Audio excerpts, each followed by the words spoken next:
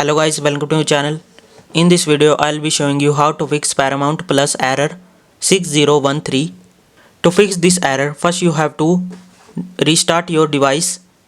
Sometime simply restarting your device can fix your app issues.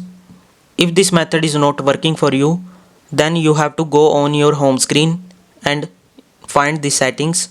Click on setting and scroll down and find the app. Click on the apps and click on manage app. In the search bar, type Paramount Plus.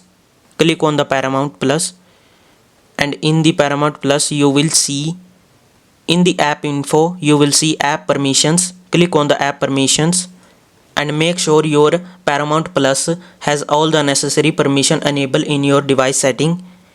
If there is any permission is not allowed, then allow that permission. That will help you to fix your error.